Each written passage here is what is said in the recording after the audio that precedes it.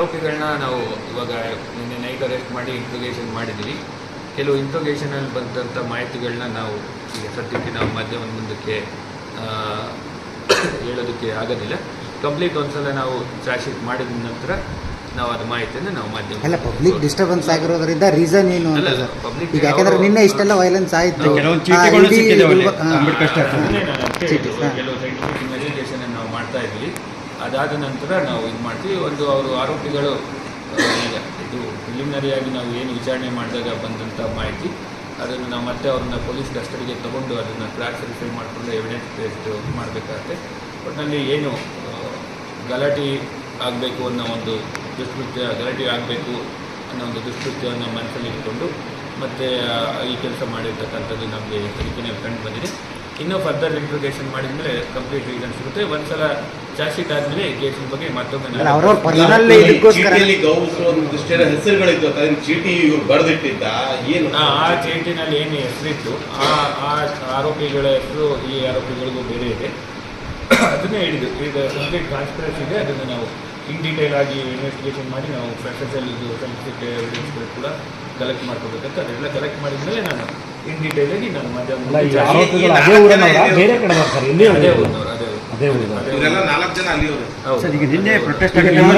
ನಿನ್ನೆ ಪ್ರೊಟೆಸ್ಟ್ ಆಗೋ ಟೈಮಲ್ಲೂ ಲಾ ಆ್ಯಂಡ್ ಆರ್ಡರ್ ಸಾಕಷ್ಟು ಉಲ್ಲಂಘನೆ ಆಗಿದೆ. ಸ್ವತಃ ಪ್ರೊಟೆಸ್ಟ್ ಮಾಡೋರೆ ಲಾಠಿ ತೊಗೊಂಡು ಒತ್ತಾಯಪೂರ್ವಕವಾಗಿ ಅಂಗಡಿ ಮುಂಗಟ್ಟು ಬಂದ್ ಮಾಡಿದ್ದಾರೆ. ಆಟೋ ಮೇಲೆ ಕಲ್ಲು ತೂರಾಟಾಗಿದೆ, ಅಂಗಡಿಗಳ ಮೇಲೂ ಕಲ್ಲು ತೂರಾಟಾಗಿದೆ.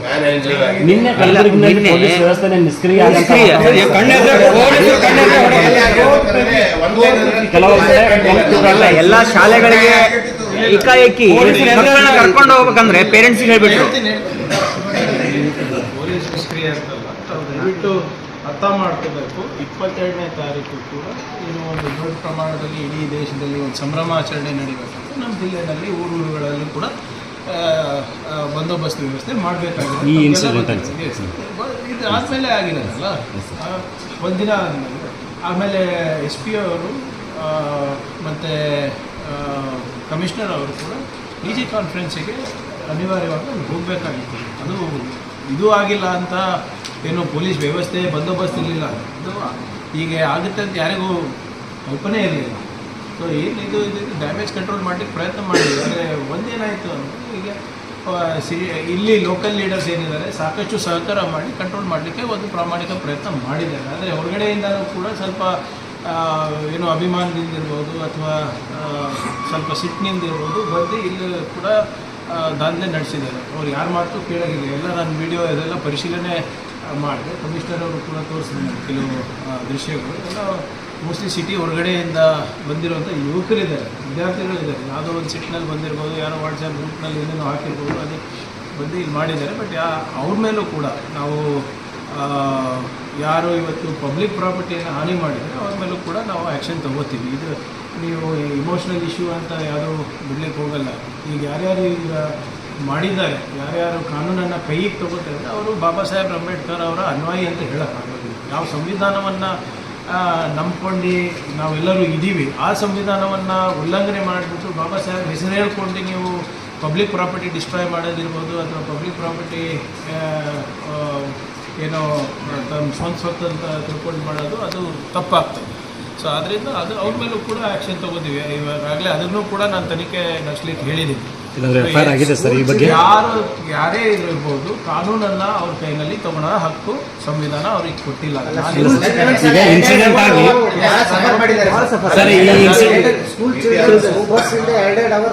ನೋಡಿ ಇಲ್ಲ ಈಗ ಘಟನೆ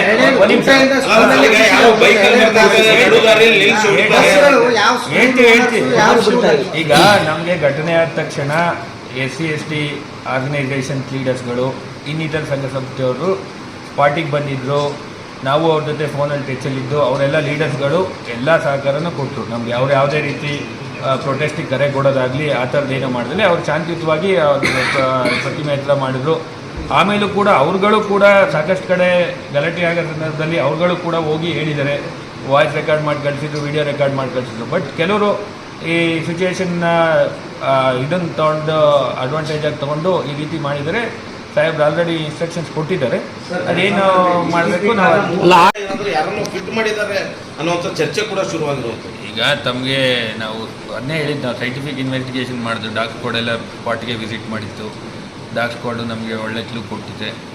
ಅದಲ್ಲದೆ ನಮಗೆ ಇನ್ಫಾರ್ಮೇಷನ್ ಇತ್ತು ಮತ್ತು ಕೆಲವು ಇಂಟ್ರೋಗೇಷನ್ಸ್ಗಳನ್ನೂ ಕೂಡ ನಾವು ಮಾಡಿದ್ವು. ಹಾಗಾಗಿ ನಾವು ಅದನ್ನು ಬೇಗ ಈ ಕೇಸನ್ನು ಪತ್ತೆ ಹಚ್ಚೋಕ್ಕೆ ಸಾಧ್ಯ ಆಯಿತು. ಯಾಕಂದರೆ ನಾವು ಸ್ಪೆಷಲಾಗಿ 3 ಟೀಮನ್ನು ಅದಕ್ಕೋಸ್ಕರ 3 ಜನ ಇನ್ಸ್ಪೆಕ್ಟ್ರು guided by ACP and guided by DCP ಮಾಡಿದರು. ಆಲ್ಮೋಸ್ಟ್ ಅವರು ನಿನ್ನೆ ಇನ್ಸಿಡೆಂಟ್ ಆಗ್ತಿದ್ದಂಗೆ ಅದು ಸ್ವಲ್ಪ ಹೊತ್ತು ಅಲ್ಲಿ ಅವ್ರ ಲಿಮಿಟ್ಸ್, ಯೂನಿವರ್ಸಿಟಿ ಲಿಮಿಟ್ಸಲ್ಲಿ ಲ್ಯಾಂಡ್ ಆರ್ಡರ್ ಪ್ರಾಬ್ಲಮ್ ಆ ಕಡೆ ಸೈಡ್ ಕ್ಲಿಯರ್ ಆಗ್ತಿದ್ದಂಗೆ ಅವರು ಕಂಪ್ಲೀಟ್ ನಿನ್ನೆ ಆಲ್ಮೋಸ್ಟ್ ಒಂದು 14 to 18 ಅವರ್ಸು ಅವ್ರು ಕಂಪ್ಲೀಟ್ ಇನ್ವೆಸ್ಟಿಗೇಷನಲ್ಲಿ ಎಲ್ಲ ಮಾಡಿದ ಮೇಲೆ ನಾನು ಕೂಡ ನಿನ್ನೆ ನೈಟು ಆಲ್ಮೋಸ್ಟ್ ಬಂತಿದ್ದಂಗೆ ಸ್ಪಾಟ್ ವಿಸಿಟ್ ಮಾಡಿ ನಮ್ಮ ಆಫೀಸರ್ಸ್ಗೆಲ್ಲ ಡಿಸ್ಕಷನ್ ಮಾಡಿ ಅವ್ರಿಗೆ ನಾವು ಗೈಡ್ ಮಾಡಿ ಅವ್ರ ಜೊತೆ ಫೀಡ್ಬ್ಯಾಕ್ ತೊಗೊಂಡು we have regularise the accused and on proper evidence. ಈ ಚೀಟಿ ಬರ್ದಲ್ಲಿ ನೀರಿನ ಕ್ಯಾನ್ ತೊಗೊಂಡು ಬರ್ತಿತ್ತು ಸರ್. ಆ ಕ್ಯಾನ್ಗಳನ್ನು ಬಿಸಾಕಂತದ್ದು ಅಂದರೆ ಸಣ್ಣ ಸಣ್ಣ ಇನ್ಸಿಡೆಂಟ್ಗಳು ಸರ್. ಎಲ್ಲೋ ಒಂದು ಹೇಳ್ಬಿಟ್ಟು ನಾನು ಹೇಳ್ದಂಗೆ ಇಂಥ ಸನ್ನಿವೇಶಗಳಲ್ಲಿ ಏನು ತಾಳ್ಮೆಯನ್ನು ಇಟ್ಕೊಳೋದು ಭಾಳ ಕಷ್ಟ. People are emotionally charge, number 1. Number 2, ಭಾಳಷ್ಟು ಜನ ಪ್ರಚೋದನಕಾರಿಯಾಗೂ ಮಾತಾಡ್ಬಿಟ್ಟು ಬೇರೆಯವರಿಗೂ ಚಾರ್ಜ್ ಮಾಡ್ತಾರೆ. ಆವಾಗ ಕೆಲವು ಸಂದರ್ಭದಲ್ಲಿ ಇವ್ರು ಏನೇನು ಮಾಡ್ತಾರೆ, ಯಾರೇ ಇರ್ಬೋದು, ಯಾವುದೇ ಸಮಾಜದವ್ರು ಇರ್ಬೋದು, ಯಾರೂ ಕೂಡ ಕಾನೂನನ್ನು ಕೈಗೆ ತೊಗೋಬಾರ್ದು. ಅದು ಆ್ಯಸ್ ಸಿಂಪಲ್ ಆ್ಯಸ್ ದಟ್. ಈಗ ಯಾರ್ಯಾರು ಮಾಡಿದ್ದಾರೆ, ಅದು ಸಣ್ಣದಿರ್ಬೋದು ದೊಡ್ಡದಿರ್ಬೋದು, ವಾಟರ್ ಕ್ಯಾನ್ ಬಿಸಾಕೋದಿರ್ಬೋದು, ಹೋಗ್ಬಿಟ್ಟು ಗಾಜು ಹೊಳೆಯೋದಿರ್ಬೋದು, ಹೋಗಿ ಅಂಗಡಿಗಳನ್ನು ಮುಚ್ಚಿಸೋದಿರ್ಬೋದು, ಇವೆಲ್ಲನೂ ಕೂಡ ನಾವು ಸಹಿಸೋದು. It is not correct. ಆಮೇಲೆ ಎಸ್ಪೆಷಲಿ ಬಾಬಾ ಸಾಹೇಬ್ ಅಂಬೇಡ್ಕರ್ ಅವ್ರ ಹೆಸರು ಮೇಲೆ, ಬಸವಣ್ಣನವರ ಹೆಸರು ಮೇಲೆ ನೀವು ಅವ್ರ ತತ್ವ ಸಿದ್ಧಾಂತವನ್ನು ಅರ್ಥನೇ ಮಾಡ್ಕೊಂಡಿಲ್ಲ ಅಂತ ಅರ್ಥ. ಯಾರೇ ಇರ್ಬೋದು, ನಾನೇ ಇರ್ಬೋದು, ಮಾಡಿ ಪ್ರತಿಭಟನೆ ಮಾಡೋಣ, ಸತ್ಯಾಗ್ರಹ ಕೂಡೋಣ, ಪೊಲೀಸಿಗೆ ಆಗ್ರಹ ಮಾಡೋಣ, ಧರಣಿ ಮಾಡೋಣ, ಎಲ್ಲನೂ ಮಾಡೋಣ. ಕಾನೂನು ಚೌಕಟ್ಟಿನಲ್ಲಿ ಮಾಡಿದ್ರೆ ಅವಾಗ ಏನಿರ್ತದೆ, ಬೇರೆಯವರಿಗೂ ಅನಾನುಕೂಲ ಆಗೋದು.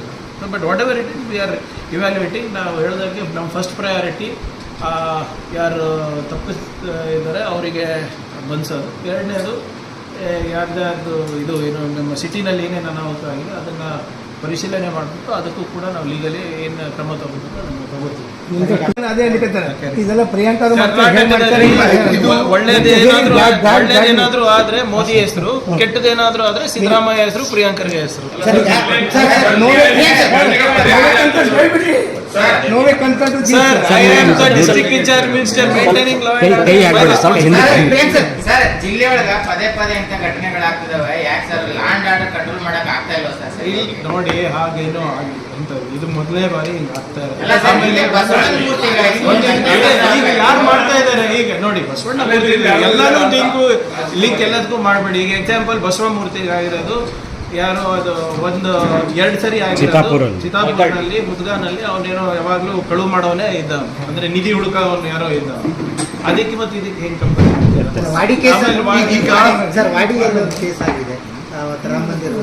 ಅದೇ ಕೆಲವು ಜನ ಇರ್ತಾರೆ, ನಾನು ಹೇಳಿಲ್ವಾ.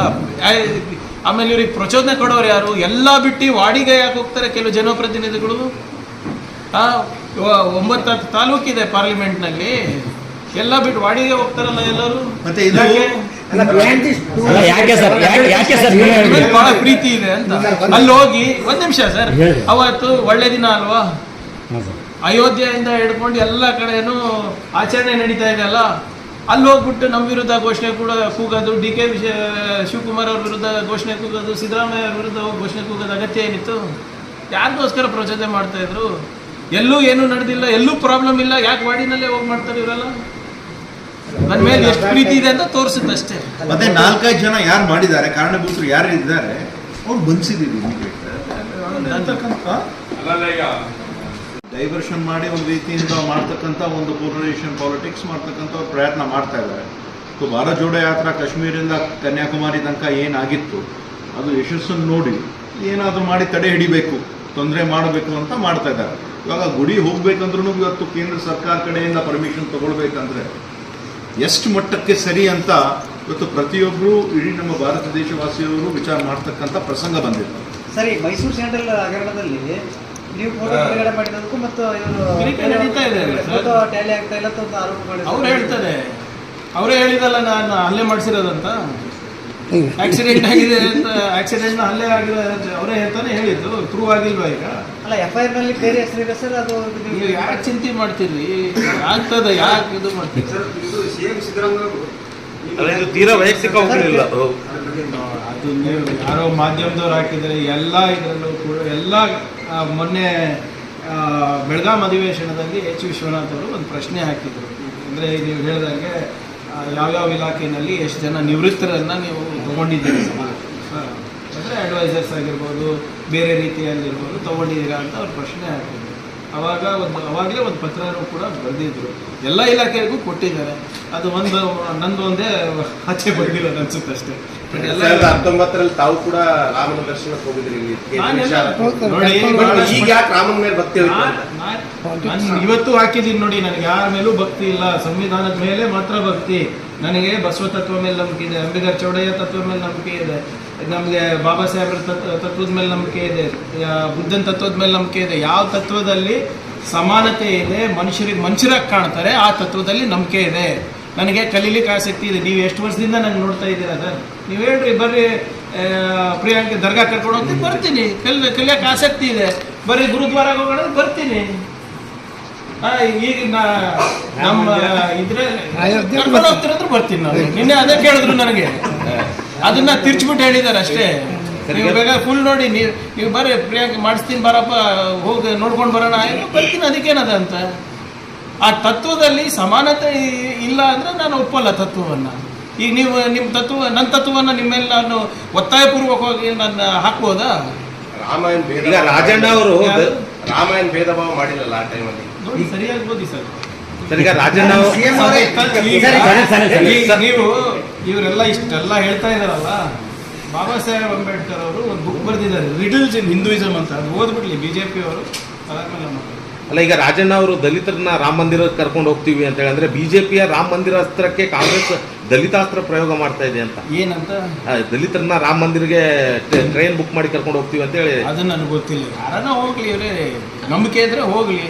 ನಿಮ್ಮ ನಂಬಿಕೆ, ಈಗ ನಮ್ಗೆ ಬಸವೇಶ್ವರ ಗುಡಿಗೆ ಹೋಗಲ್ಲ, ನಾನು ದರ್ಗಾಗೆ ಹೋಗಲ್ಲ. ನಾವು ನಂಬಿಕೆ ಇದ್ರೆ ಹೋಗ್ತೀವಿ. ದಾಸೋಹ ಮಾಡಿದ್ದಾರೆ, ಒಳ್ಳೇದು ಮಾಡಿದ್ದಾರೆ. ಅಲ್ಲಿ ಮೇಲಿನವರು ಕೆಳಗಿನವರು ನೋಡಲ್ಲ ದಾಸೋಹ ಮಾಡಬೇಕಾದ್ರೆ. ಆ ತತ್ವವನ್ನು ನಂಬ್ತೀವಪ್ಪ. ನೀವು ಅಲ್ಲಿ ಹೋದ್ಮೇಲೆ ನಿಮಗೆ ಇಲ್ಲ, ನೀವು ಇಲ್ಲಿ ಎಂಟ್ರಿ ಮಾಡಬೇಡಿ, ಅಲ್ಲೇ ಎಂಟ್ರಿ ಅಂದ್ರೆ ನಾವು ಯಾಕೆ ಹೋಗ್ಬೇಕು?